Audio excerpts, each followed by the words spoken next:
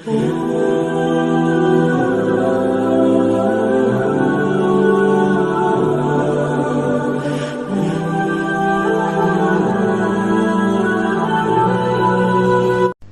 datang tamu ka Kangjeng Nabi Ayub, wakila ka Kangjeng Nabi Yunus. Assalamualaikum. Waalaikumsalam. Dari mana ente? Ana dari langit. Ah, jangan main-main loh. Iya, saya betul dari langit. Lasar Nabi. Duduk. Iya, benernya nanti langit, malaikat berarti. Mau makanannya nak, roti, korma, susu, cai, disuguhan. Duduk, kita sama-sama makan. Itu kudu diomong kok mah, dites lah ku Nabi. Kayak Nabi Ayub langsung ya, seribit. Silakan. Cicing lah ya nak. Enggak saya. Itu tuh kormanya. Ini korma mantap ini. Kanjeng Nabi Ayub nyokot, ada har korma gitu. Jangan tetep bae cicing. Ganti cai kopi. Set. Kanjeng Nabi. Silakan kopinya, Pak. Saya enggak. Emang ente dari mana sih? Saya dari langit. Coba makan dulu. Oh enggak, saya kan malaikat. Saya enggak pernah tidur, enggak pernah makan, enggak pernah minum, enggak pernah jima. Sanggeus dites bener, oh berarti bener ya malaikat ya. Sekian aduh. Alhamdulillahirabbil alamin. Cek Kanjeng Nabi Ayub, kuari boga tamu malaikat. Alhamdulillahirabbil alamin. Urang ngopan tamu teh calo. Jeger tamu teh urang. Sandu mabok ka sekarang itu. Minimal bangsa anu sok korupsi. Mawa siksa lain, mawa rahmat tamu teh nu sekarang itu mah. Cek Kanjeng Nabi Ayub teh malaikat. Status ente apa sih? Saya pencabut nyawa. Oh, Nabi Israel. Malaikat Israel, betul. Masya Allah, enak ya malaikat sekalian ka dia. Naon cek kula mah silaturahmi doang ka dia. Teh aya teh si nyabut nyawa, tingkah nyabut nyawa ente. Waktu nyabut nyawa jelema akur bae apa henteu? Atuh henteu, cek cenah teh beda-beda. Maksud beda-beda kumaha?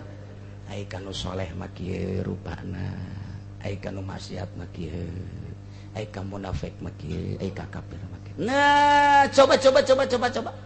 Coba hayang nyawa coba. Coba kanu soleh kos kumaha kanu soleh. Itu menang dipraktekkeun. Kos itu mah tuh engke bae cek malaikat. Henteu mah hayang deuleu doang. Ih, sok pake lalagaan lagi. Teu bisa pake lalagaan apa kos kitu mah cek balik malah silaturahmi doang. Henteu mumpung ka dieu. Mumpung ka dieu. Keukeuh biasa. Atuh kudu bebeja heula ka Gusti. Meunang apa henteu? Acok bebeja. Ih, atuh di dinya bebeja. Henteu bebeja we kitu. Nabi Ayub hayang nyaho gitu. Cara-cara rupa ketika nyabut nyawa. Shh, teh bae sieun atuh. Henteu ayu bebeja bae geus ka ditu. Atuh eledet bebeja. Ya Allah ya Rabbi, aya hamba Gusti nu diangkat Nabi ku Gusti Ayub ngaranna sanggeusna anjeunna ritu naon muriang sakitu panas paparahna ku ari pancageur diangkat jadi rasul. Abdi silaturahmi pandaya izin ti Gusti Ayub prak manehna hayang ningali tingkah abdi rupa abdi ketika kitu jabut nyawa manehna hayang ningali diizinan teh ku Gusti. الشيطان الرجيم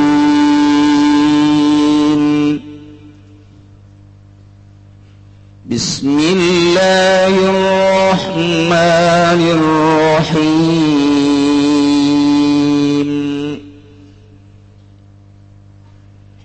ومن أظلم ممن افترى على الله كذبا aw qala uhiya ilayya wa lam yuha ilayhi syai' wa man qala sa'unzilu misla ma anzalallah walau tara idh zalimuna fi ghamaratil maut akhriju anfusakum al-yawma tujzauna 'adzabal huni bima kuntum taquluna 'ala Allahi ghairal haqq wa kuntum 'an ayatihi tastakbirun. Wallahu a'lamu bimuradihi wa min wa man azzamu lan utaisa paman ala adun tegese orana kang suci azzamu iku kang leuwih zalim mimman taratini man saking wong kang gawe-gawe aman alallahi ngatasi Allah kadziban ing goh bid'ain nubuwati kalawan ngaku sifat dari Nabi walam yunabbalan oleh orang ada yang angkat dari Nabi yasiman au qala ta'wajab yaman uhiya ilayya dan wahyu kenapa ilayya maring ingsun padahal walam wa ilayhi syaunan oleh orang dan wahyu akan maring manapa suwiji-wiji nuzilat bi Musailamah dan turunkeun ya ayat ing dalam ki Musailamah wa man qala wong kang ucap ya man saunzilu wa mimman lan saking wong kang ngucap wa mimman lan saking wong kang ngucap ya man saunzilu ing lapan saunzilu besok bakal nurunkeun isun islama unzalallah ing umpamane barang kang nurunkeun sapa Allah wa lan utawi ya man qala iku al mustahziuna kang ngaguguyan kabeh qalu ngucap ya mustahziun laun nasya ucap-ucap ing lapad laun salam mengersakeun isun agung isun sadaya lakul mithla hadza lamun kersa ingsun sadaya maka ngucap ingsun sadaya mithla hadza ing pamane ikilah Quran walau tara lamun ningali sira Muhammad ya Muhammad wa Muhammad idzal zalim mendawatuna utawa kang zalim kabeh mazkuruna kang den tutur kabeh tiga barati kutetep ing dalem sakeun utupan sakaratul maut tegese sakeun mabok maut wal malaikatu basitu aidihim hale utawi pirang-pirang malaikat iku kang mukul kabeh ing pirang-pirang tangane malaikat ilahi maring zalimun bidarbi wa ta'dzibi kalawan mukulan nyiksa yaquluna lahum ta'nifan ngucap ya zaliman kabeh lahum kadue itu yaquluna lahum ngucap ya malaikat kabeh kitu lahum kadue zalimun ta'nifan kada ara-ara negor akhriju wa tawakkalna ala bendu makhriju metuakan sira kabeh anfusakum ing pirang nyawa sira kabeh ilaina maring ingsun sadaya nak doa darepan nyata ngagenggam ingsun sadaya ing anfus al-yawma tujzauna azabal hunin dalam dinai kitu tujzauna dan balas sira kabeh azabal hunin siksa kang hina al hawan tegese hina bima kuntum kalawan barang kang ana sira kabeh yaquluna iku ngarucap sira kabeh Allah ingat Allah ghairul haqi ing lian kang bener bidawan nubuwati wal ihai kadziban kalawan ngaku dari sifat nabi lan den wahyu akan kadziban alegoro wa kuntum lana sira kabeh anayati saking sakayat Allah tastakbiruna iku kang gumedhe kabeh tatakabbaruna tegese kang gumedhe kabeh andil iman saking iman biha kalawan ayat wajah bulawo lan utai jawab lawo iku lapan lara aita amron pazian maka yakti ningali sira ing perkara kang banget ing perkara kang banget masih keneh nyaritakeun tentang pacekcokna Kangjeng Nabi jeung para umat jeung para kaum-kaum kufar. Dakwah Kangjeng Nabi ditentang ku para kaum-kaum kufar.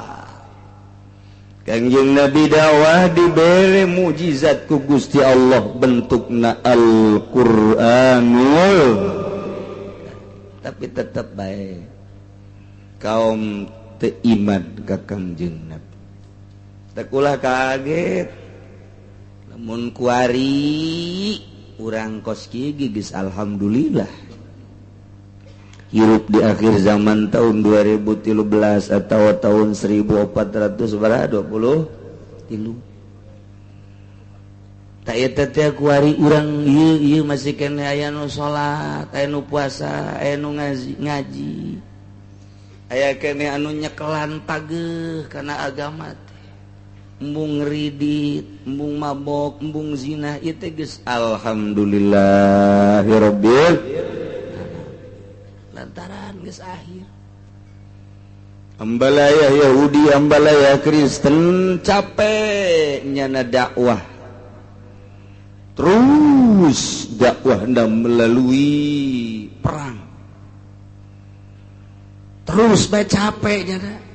Merangan Islam teh capek hayang jadi Yahudi hayang jadi Nasrani lantaran nyana itu sakit hati ku Kangjeng Nabi Yahudi berceceran di Madinah kemana-mana ketika Kangjeng Nabi dakwah di Madinah nyana hayang males walaupun aya nyana keberhasilan dengan caranya di manage nyana milu di aturan-aturan pembangunan tekarasa ku urang melalui pelita di Indonesia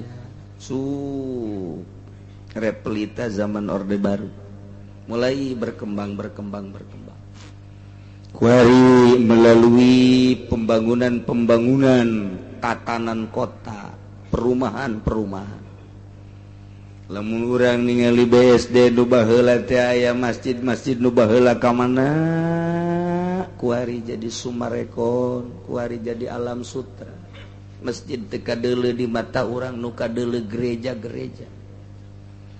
sakedeung deui Pasar Kemis terus Kendal ka ditu kuari mah huhahe lurahna salin ganti mobil kitu keneh calo-calona itu kene masyarakat nu berkecimpung di urusan pembebasan nu nyieun imah kendaraan meuli mobil dan lain sebagainya engke bakal ka ditu perumahan nu urang bakal terisolir ku ayana Alam Sutra geus ieu bakal leuwih tibatan eta nu jelas bakal aya mall gereja ndek kubah nu ngabangunannya nu ngeusiana mayoritas nu mareulina orang-orang Nasrani urang keluar ka dieu ka sisi di pager teu meunang neuleu-neuleu acan luhur pagerna ge hina urang bangsa Indonesia nu boga urang tetapi urang okos nu namu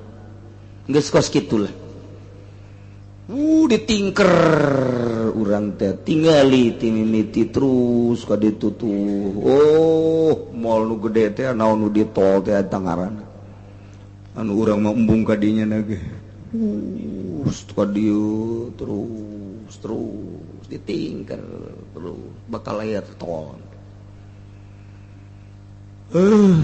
teu kadeuleuan moral bangsa Indonesia urang asup ka BSD geus sia-sia aing-aing asup urang ka Alam Sutra geus sia-sia aing-aing lu asup urang ka Sumarekon geus sia-sia aing-aing asup urang ka SMS ge eta teh geus kos kitu engke di dieu ndek kumaha coba pemerintah urang atuh lemah sakitu ayana nyana tuh terus baik secara fisik memenangnya walaupun secara batin matun kan urang ketepan sakikieuna bae asal dibere duit jangan bangun urang ngaseri geus sakitu encan anggeus lamun geus beres ieu bakal terus ka Serang geus mulai dipermasalahkeun ngan daripada Serang Rangkas Bitung heura Rangkas Betung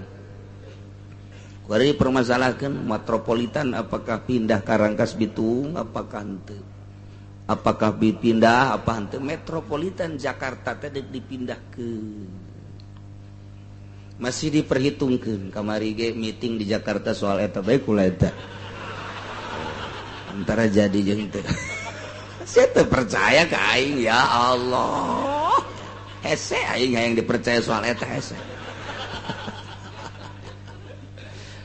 lamun dicaritakeun mah tokoh-tokoh jeung jenderalna ku kalangan moal eta lah keur ngabahas tentang eta tentang sabaraha perbetterna nu geus aya sabaraha penataan geus datang ke penataan kota luas dan lain sebagainya ya Allah ya Rabbi terus asal geus eta jadi henteu ge ayeuna mungkin 5 tahun ke depan dan selanjutnya pasti geus diperhitungkeun ku negara rembet ka Serang ka ditu terus di Pandeglang memeh jadi metropolitan pindah ieu geus aya pembangunan perumahan di ditu geus aya gereja di Pandeglang mun baheula gedung film bae ge diulah ku masyarakat Pandeglang ternyata di perumahan geus aya gereja gitulah cara berjuangna Yahudi jeung Nasrani Masya Allah eta keur caritanya nyerang ka urang tapi deui di samping eta serangan-serangan Islam terhadap Yahudi loba di Inggris nu asup Islam loba di Jerman nu asup Islam loba di Amerika na sorangan nu asup Islam loba urang bae teu pernah berjuang lantaran teu boga wadah pan urang mah asup di organisasi mana bae henteu batur nu berjuang tah kunaon di Amerika kuari aya masjid sakitu gedena hasil perjuangan saha lamun di jantung kota Inggris idinya aya masjid kuari atas perjuangan saha di Jerman aya masjid eta atas perjuangan saha kan berarti anu berjuang Islam ge terus bae atuh urang lapan sakikieuna bae urang mah urang ye di Indonesia urang mah ye Tangerang Serang Pandeglang asal kiaina musyawarah jeung masyarakat urang ngayakeun muludan danana sekian ya cekel ku kiai danana beres bubar teu jaho beakna sabaraha teu jaho sesana sabaraha dikantongan ku kiai asal geus berjuang bae blow on da kiai sesa muludan teu jelas kiai berjuang eta mos kitu berjuang cek kiai aing moal ngaji di ka Cilawas anu nita bohongan aing kasinggung atuh sia teh kudu duit muludan teu jelas oh eta urang geus asa berjuang bae duit masjid ambalaya datang ka kuari teh ka mana eta berjuang kos kitu teh berjuang kadadan nyeun masjid di Amerika kadadan nyeun masjid di Inggris di Jerman di Swiss atuh duit-duit masjid amankeun jang yen hulu masjid atuh tah pamimbaran ieu mah ribu duit leungit tulisanna mah aya fisikna eueuh geus lah cek nya sok dimerolibutkeun kitu mah sok diributkeun geus riweuh diributkeun kitu mah geus mulayan dewe atuh panu diributkeun teh eta 50 juta ka mana sudah diributkeun cek nya eueuh mah duitna dibawa ku jurig danyana apaan atau gitu bae terus bae ngan urang teu betah ku ari diserang ku Kristen diserang ku Yahudi terus bae nyana terus bae urang nu ngahudang-hudang dina ngahudang-hudangna can wayah lantaran keur pelukan pemerintah jeung Yahudi jeung Nasrani jalinanana keur indehoy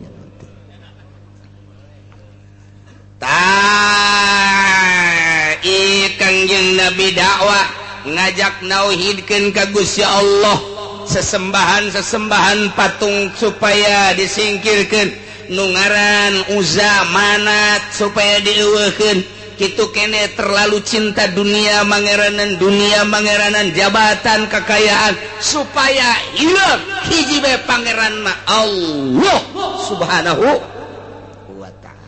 Tapi tetep bae kaum Mamat ulah sok berani dakwah ngaleungiteun pangeran nu sakitu gua laledai ge hareseun komo teu kadeuleu mad siap udah kamari siap cek aing siap meureun edan lepas aja nu kumaha ngomong geus sageudah ahli sihir lah ka Kangjeng Nabi, edan lah ka Kangjeng Nabi, dijelaskeun kabeh edan Kangjeng Nabi, sihir Kangjeng Nabi mah, tapi tetep bae tenang bae. Dan urang selaku kiai pasti loba nu ngaromongkeun di lemur kalem bae. Dah kitu beres mah, duit sholawat dibawa bae, kalem bae, bawa bae terus. Atuh teh bener terus tah gitu. Aduh Gusti Allah ese hayang jujur teh ese jasa kabawa ku nafsu kita ulah proposal atuh ja terus bae proposal urang mah silau dengan bangunan, silau dengan gemerlap dunia, ternyata di jerona kropos teu boga kekuatan. Mendak jauhan Kristen teh oh hayangin bangunan bere, oh hayangin kendaraan bere. Dunia jadi tipuan, agama dijual jang dunia. Oh. Kebelah di nama kaum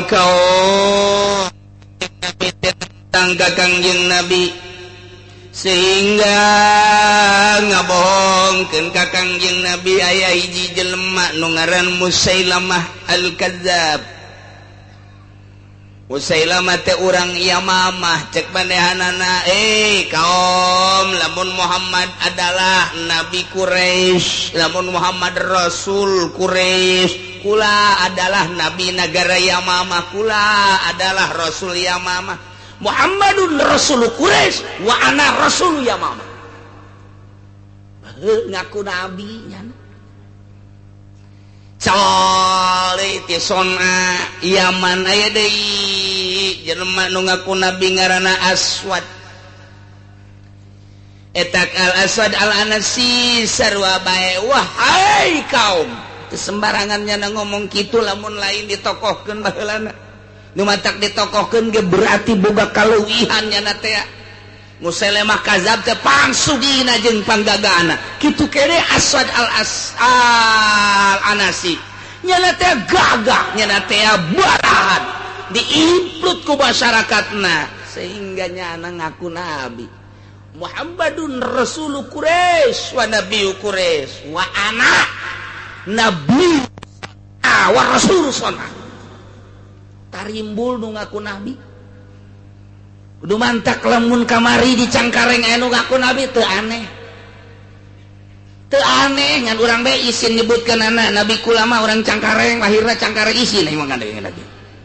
Komo tama lamun caritana urang Pangodokan misalnya. Isin nabi urang Pangodokan tukang ngodok meureun mah kadek. Joret. Lembur delan joret atau lembur ribut. Di mana ya Nabi? Diribut lembur naga ribut tuh ngaku Nabi itu bagus. Atau angke jorenya asa Nabi orang angke.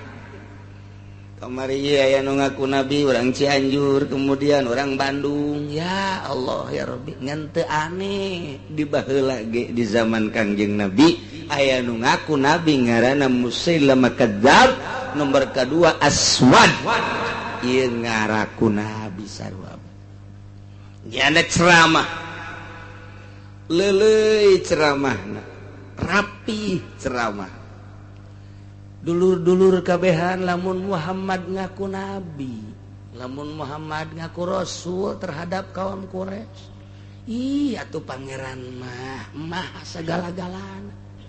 paparenganan teu cukup ku Muhammad. Ieu lamun dipimpin ku Muhammad bae ieu moal beres. Ternyata Allah nurun ke Nabi deui kula. Kula Nabi cek ieu. Musailamah, oh jelema narurut atuh ka Musailamah teh lantaran melalui duit.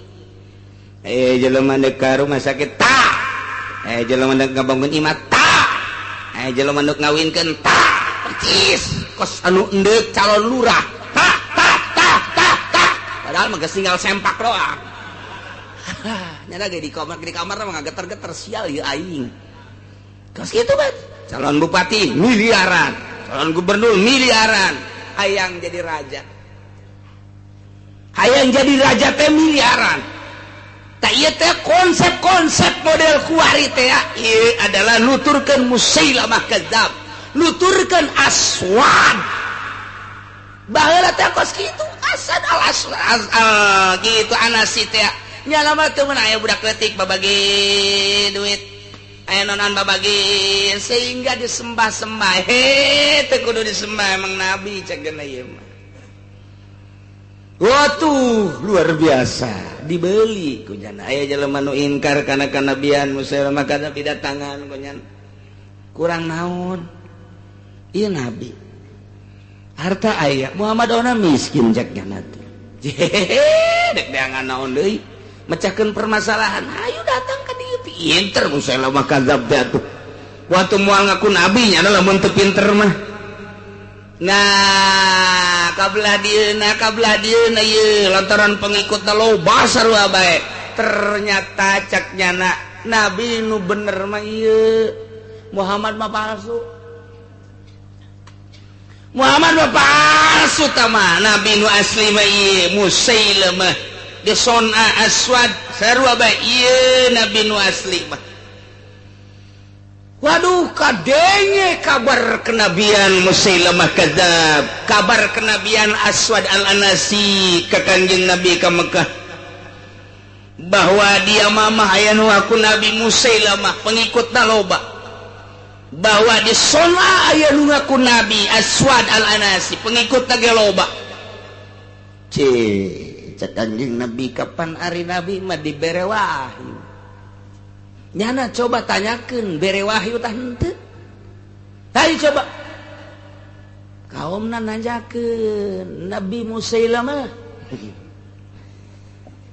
Kapan ari Nabi mah dibere wahyu? Ai Nabi bere wahyu atuh kamu sarua kurang dibere wahyu. Setiap nabi pasti boga wahyu. Kula dibere wahyu sarua bae. Ngaku nyana sarua dibere wahyu bae. Masya Allah. Nah iyalah Al-Quran nurunkan ayat jelaskan tentang jelema nu ngaku nabi, jelema nu ngabohongkeun ka Gusti Allah nu buang kawarahna ge buang kawarahna deui. Ieu dijelaskan ku Gusti Allah dina Al-Quran, waman azlamu saha jelema nu leuwih bang kawarah, saha jelema nu leuwih zalim. Allah moal aya hiji-hiji acan jelema nu paling buang kawarah jeung paling zalim mimman iftara tibatan jelema anu boga gawe alallahi kadiba ngabohongkeun ka Gusti Allah.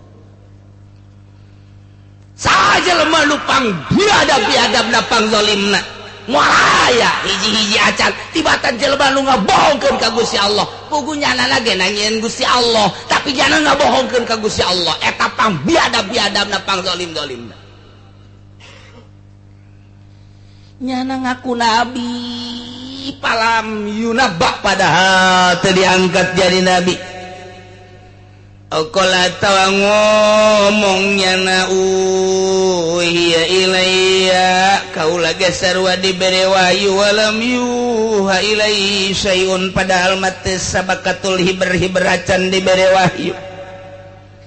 Nyana teu dibere wahyu padahal jelas-jelas teu dibere wahyu tapi nyana ngaku-ngaku dibere wahyu.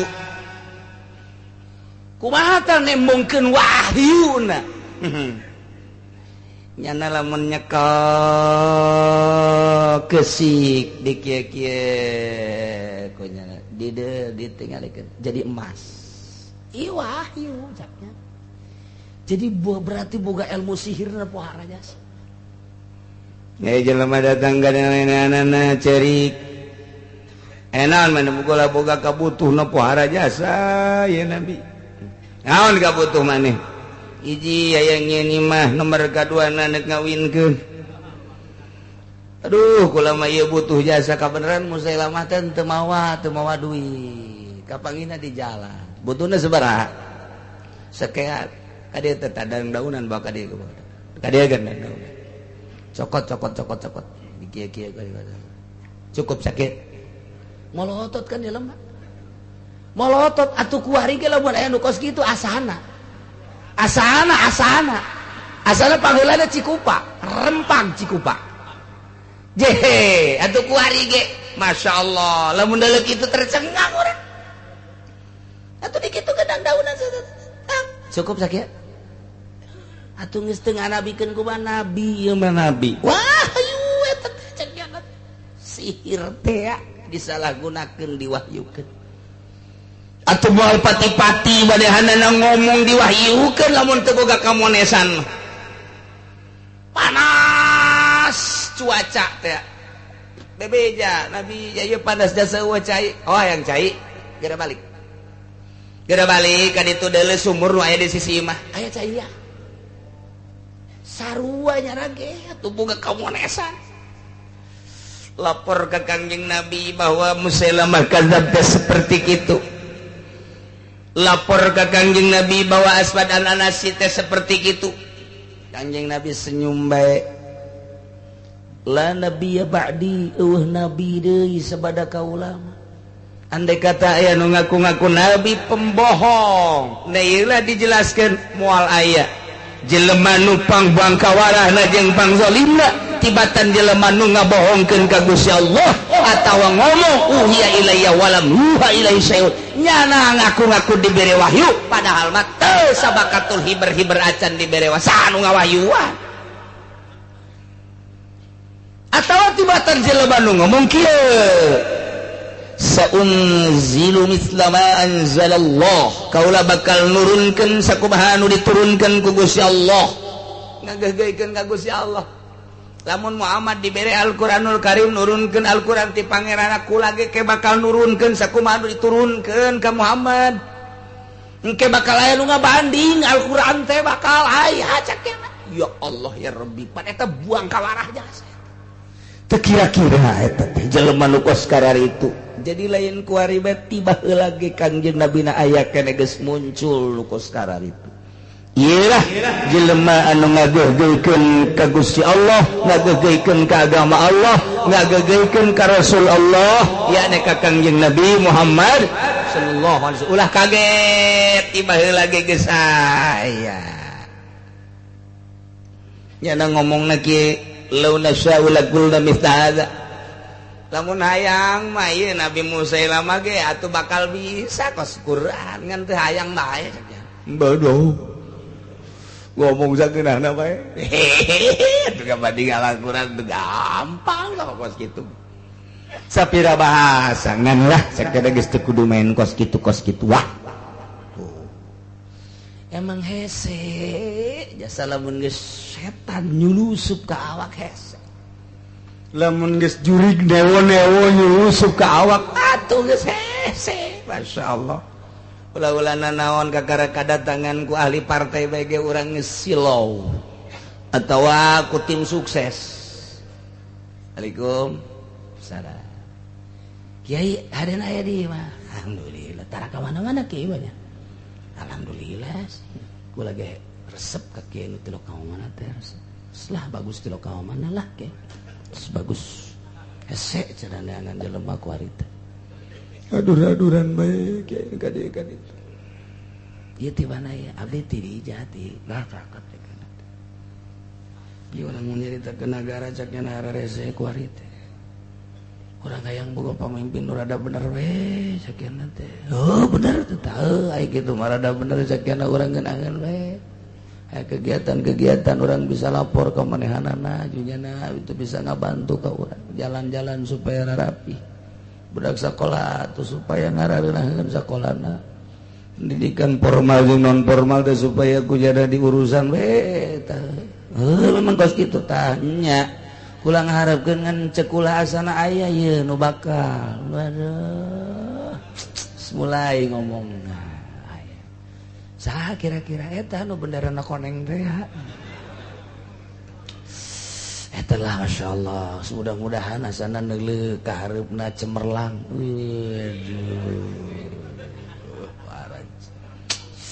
kiai anu geus asup kiai anu geus asup kiai anu geus asup kiai anu geus ngadukung malah itu mangan dibere sakadar 10-20 juta ka kiai malah ieu memang nyana mah barahan jasa ieu awalan tah sakieu engke datang deui engke bakal datang deui ieu mah karak perkenalan doang engke bakal datang deui ka dieu malah jelema ge bakal ka dieu engke bakal ka dieu geus ieu mah karak perkenalan bae kudu datang ka dieu mah demi umat bae wadah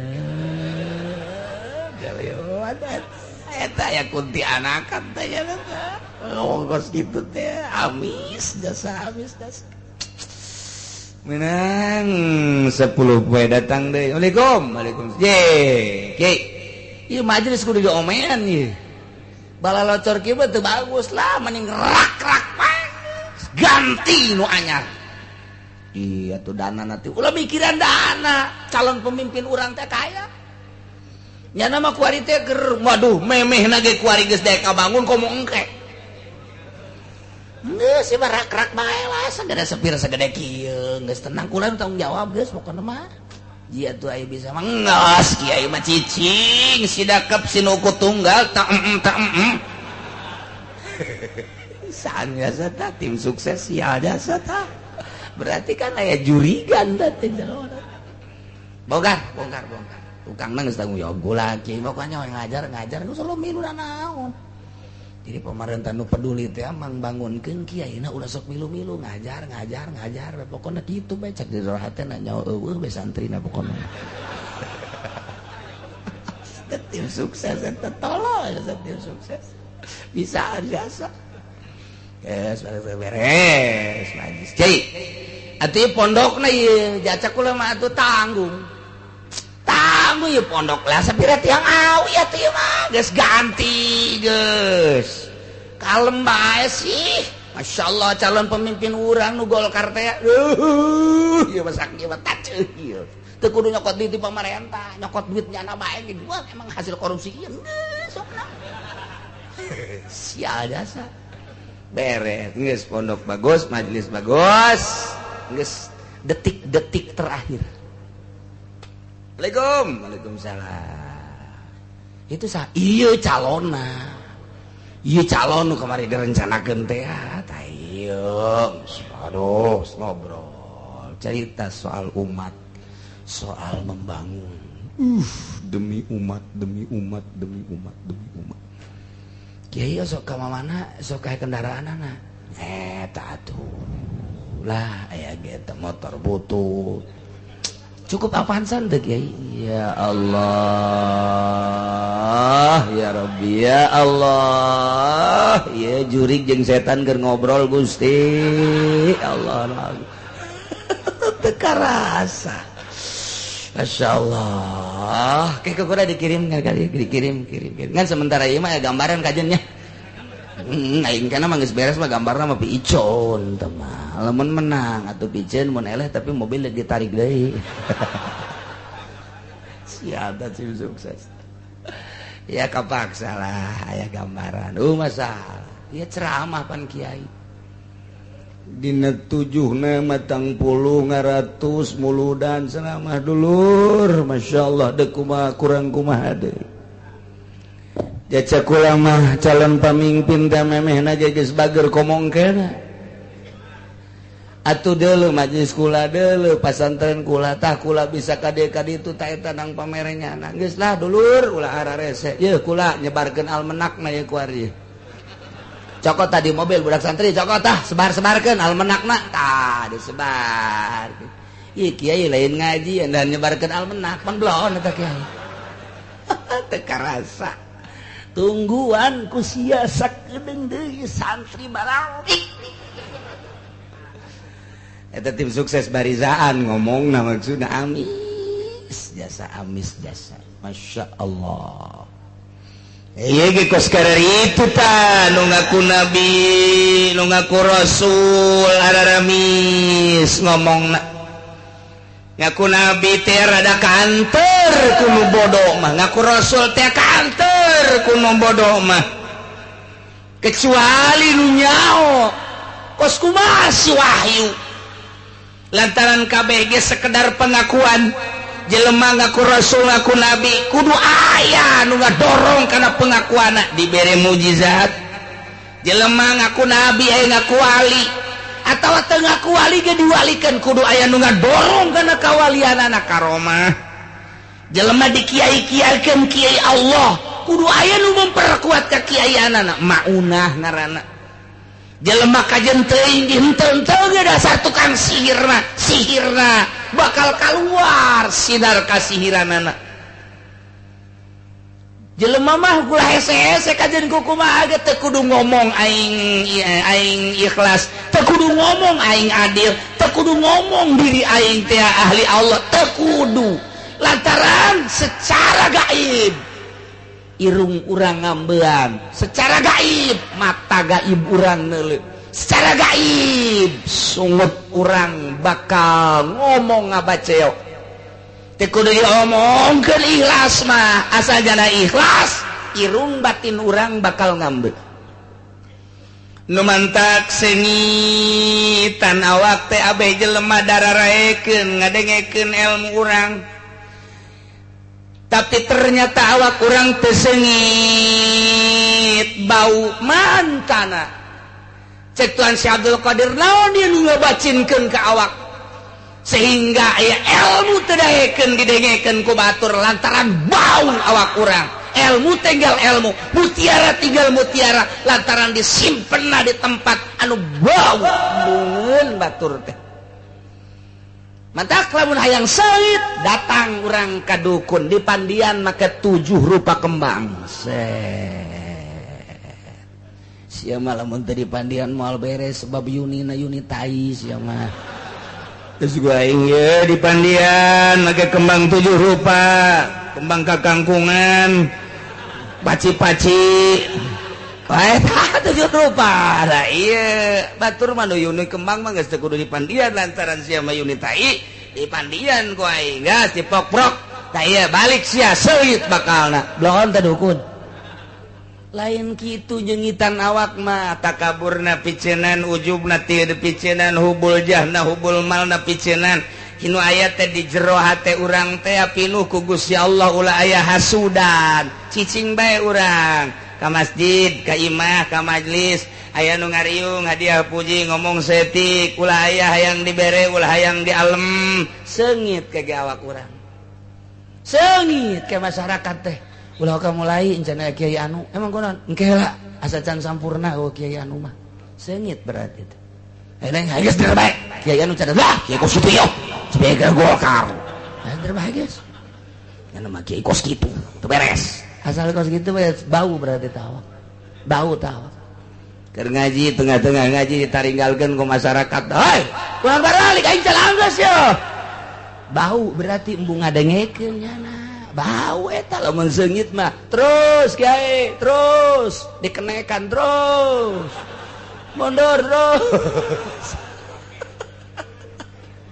Ikir cerita Tuan Abdul Qadir sengitan awak cara nyengitan awak bersihan batina kokotor-kokotor lantaran kokotor nu aya di jero hate kaambeun ku batur geus teu kudu nyaritakeun nanaon asal bersih kaambeun ku batur seungit boro-boro keur bener keur salah nage ditutupan bae lamun pinuh ku kasalahan boro-boro keur salah keur bener nage disalahkeun bae os urang bogoh jasa ka bogoh urang atuh nu jore Masya Allah matanya luar biasa sayup bulu matanya bentik luar padahal mah cocok di alam bae kuyana lantaran sejati di jero hate hidungnya mancung banget deh Masya Allah Aduh, pipinya daun sirih aja itu mah udah.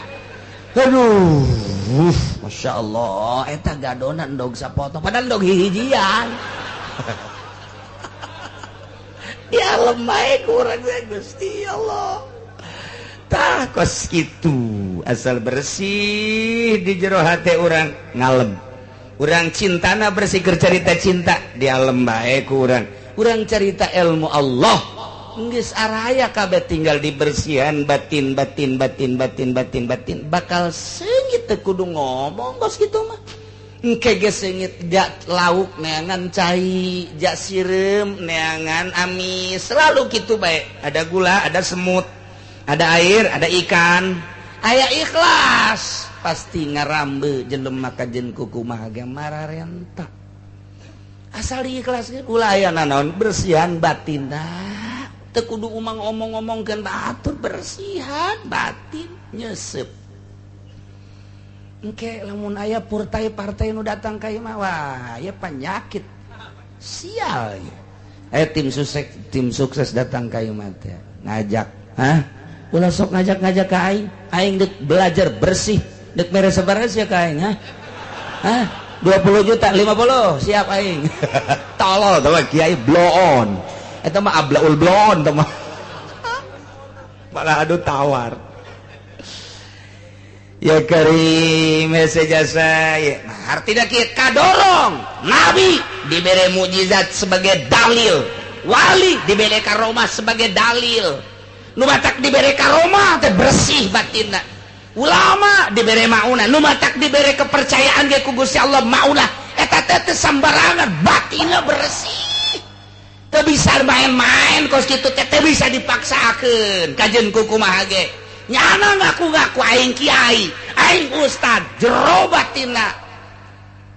Geuneup eueuh pendorong sebagai dalil. Atuh hese bae kajen kumaha ge. Nah iya kuno bodoh mah karomah pajar mukjizat karonan mang sihir pajar karomah bodoh ngaranna ge.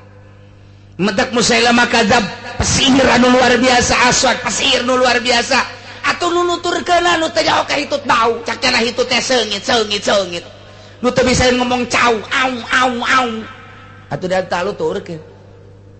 Mentek kiai nu dakwah teh dituturkeun bae, yo orang kadinya bae, ayo jabangsana. Eureun pencalonan bupati mulai kuari masyarakat utang hitung aing moal ngaji ka nyana lah kunaon ya ngajina kos kitu nya mah nya mah lamun aya ramean karak milu ramean mah tilok nya mah malaman nya mah sok ngomong-ngomongkeun kieu nu bener mambus deleukeun kiai hajumbung tatanggana ge moal ngaji ka nyana aing mah ngaji ka ditu bae kurang lah beres teman ngaji yang dibayar malulu aing bae ku nama capek dititahan ku nyana nyebar-nyebarkeun almenak sial nyana mah nu dibere duit aing mah henteu tadina teu kurang dibere tah ku kiai mun diongkosan mah malah ngomong kitu nyana ge moal eta gara-gara mah tah sebarkeun bere ka tetangga duit teh dibere salah tah kiaina blon tah kiaina moal beres kajen kumaha ge asal geus lain cekelanana bae nu kuduna nyekel takrib riyad alfiyah fatul muin kuari nyekel almenak moal beres kajen kumaha ge tatanggana ge moal dekeun ngaji kajen kumaha ge sebab akur jeung nyana walau tara kunaon jadi kadinya nya walau tara idh zalimuna fi ghamaratil maut wal malaikatu basitu aydihim Muhammad lamun anjeun ningali niscaya anjeun bakal kaget dedeulean nu pohara idh zalimuna ketika nu zalim nu tadi dicaritakeun tilu rupa hiji jelema nu ngabohongkeun ka Gusti nomor kadua anu nyana ngaku-ngaku diberi wahyu padahal teu nomor katiluna anu ngomong saunzilu mitsla ma anzalallah bakal nurunkeun sakumaha anu diturunkeun ku Gusti Allah ka anjeun yana Al-Qur'an eta jelema ke di akhiratna ketika anjeun leupi gomaratil maut beh heula di duniana katutupan ku maut sakaratil maut nyana keur sakaratil maut wal malaikatu basitu aidihim malaikat nenggelan make leungeunna ditenggelan dipeupeun akhriju anfusakum geula kaluarkeun roh maneh ku hese-hesena roh teh embungeun kaluar padahal tugas malaikat ngan bahasa malaikat teh sogol tanipan sogol geura kaluarkeun ku sia roh kaluarkeun artinya serahkan kain ulah dihese-hesekeun kok bisa bahasa kos gitu kunaon gitu lantaran jelema dina sakaratil maut teh macem-macem tingkahna sakumaha anu datang ka Kangjeng Nabi Ayub alaihis salam pernah datang tamu ka Kangjeng Nabi Ayub wakila ka Kangjeng Nabi Yunus assalamualaikum waalaikumsalam dari mana ente? Ana dari langit. Jangan main-main loh. Iya saya betul dari langit. Laser Nabi. Duduk. Iya. Benernya nanti langit malaikat berarti. Mau makanan nyana. Roti, korma, susu, cai, disuguhan. Duduk. Kita sama-sama makan. Itu kudu diomong koko mah dites wae ku Nabi. Kayak Nabi Ayub langsung seribit. Silakan. Cicing bae nya. Enggak saya. Itu tuh kormanya. Ini korma mantap ini. Kanjeng Nabi Ayub nyokot, ada har korma gitu. Nyana tetep bae cicing bae. Ganti cai, cai kopi. Silakan kopinya Pak. Saya enggak. Emang ente dari mana sih? Saya dari langit. Coba makan dulu. Oh enggak, saya kan malaikat. Saya enggak pernah tidur, enggak pernah makan, enggak pernah minum, enggak pernah jima. Sanggeus dites bener, oh berarti bener ya malaikat ya. Sakian aduh. Alhamdulillahirabbil alamin cek Kanjeng Nabi Ayub kuari boga tamu malaikat. Alhamdulillahirabbil alamin. Urang ngopan tamu teh calo. Jeger tamu teh urang sandu mabok ka sekarang itu minimal bangsa anu sok korupsi. Mawa siksa lain mawa rahmat tamu teh anu sekarang itu mah. Cek Kanjeng Nabi Ayub teh malaikat. Status ente apa sih? Saya pencabut nyawa. Oh, Nabi Israel. Malaikat Israel betul. Masya Allah, enak ya malaikat sekalian ka dieu. Naon cek kula mah silaturahmi doang ka dieu. Teh ayatnya sih nyabut nyawa, tingkah nyabut nyawa ente. Waktu nyabut nyawa, jelema akur bae apa henteu? Atuh henteu, ceknya nanti beda-beda. Maksud beda-beda kumaha? Ai kanu soleh mah kieu rupana, ai kanu maksiat mah kieu, ai ka munafik mah kieu, ai ka kafir mah kieu. Nah, coba. Coba hayang nyawa coba. Coba kanu soleh kos kumaha kanu soleh? Itu menang dipraktekun. Kos itu mah tuh engke bae cek malaikat. Ente mah yang doang. Ih, sok pakai lalagaan lagi. Tuh bisa pakai lalagaan apa kos gitu mah cek balik malah silaturahmi doang kan. Ente mumpung ka dieu. Mumpung ka dieu. Kekeh biasa.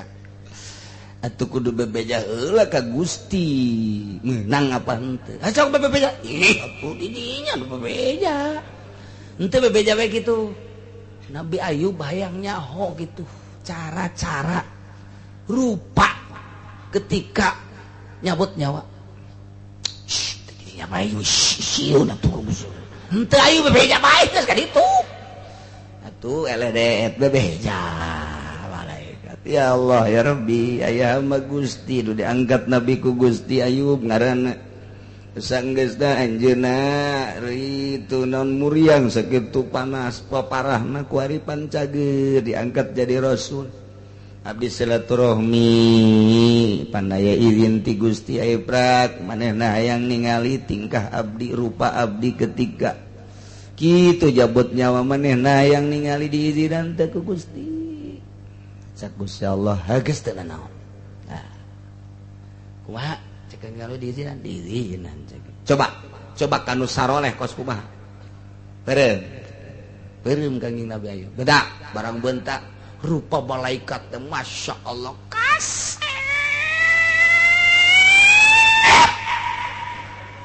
kasep jasa. Ya Allah, cak Kangjeng Nabi Ayub.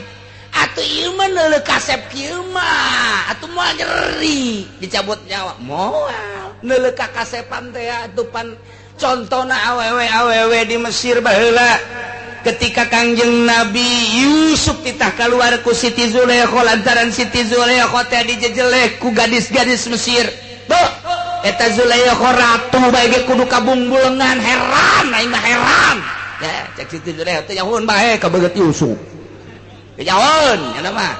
Kulantaran terus dijejeleh ku sanagara. Panggil awewe. Ngabaris ya di dinya. Bere peso jeung apel. Begitu keur kieu-kieu Yusuf ta'al. Begitu Kangjeng Nabi Yusuf keluar, ngeuretan teh terus bae datang ka ramo-ramo. Ku kasep-kasep lah geus bacocoran getih ka dieu tah. Nyaos ya bacocoran. Geus getih ambalaya bacocoran.